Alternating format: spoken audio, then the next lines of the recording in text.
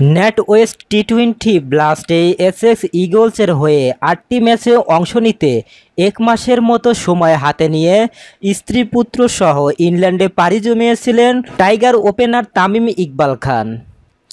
তবে কেন্টের বিপক্ষে একটি ম্যাচ খেলেই দেশে ফিরে এসেছেন এই ড্যাশিং ওপেনার ও তার পরিবার। এসেক্সের ওয়েবসাইটে প্রকাশিত এক বিজ্ঞপ্তিতে থেকে জানা যায়, তামিম একান্ত ব্যক্তিগত সমস্যার কারণে খেলতে পারছেন না। এছাড়া ভক্ত সমর্থকদের আলাদা করে তামিমের ব্যক্তিগত গোপনীয়তাকে সম্মান করতে বলেছে এসেক্স কাউন্টি ক্লাব। একান্ত ব্যক্তিগত ব্যাপার বলে তামিম ইকবাল নিজেও এই ইস্যুতে মুখ খুলতে চায়নি। তবে বিশ্বস্ত সূত্র থেকে জানা যায়, তামিম ইকবাল দেশে ফিরেই সাংবাদিকদের সাথে আলাপ করবেন।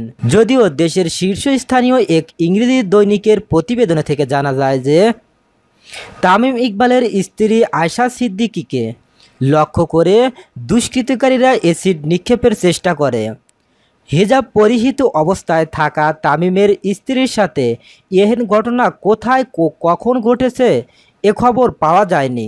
নাম প্রকাশে অনিচ্ছুক এক বোর্ড পরিচালক অবশ্য প্রথম আলোকে বলেছেন, তামিম ও তার পরিবারকে ধাওয়া করেছিল কয়েকজন লোক। দৌড়ে নিরাপদ আশ্রয়ে চলে যাওয়ায় তাদের কিছু হয়নি।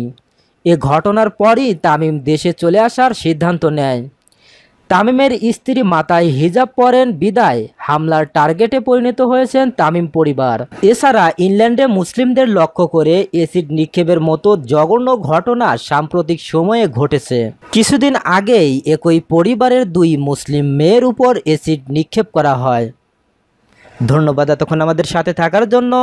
নিত্য নতুন আপডেট খবর পেতে আমাদের চ্যানেলটি সাবস্ক্রাইব করুন।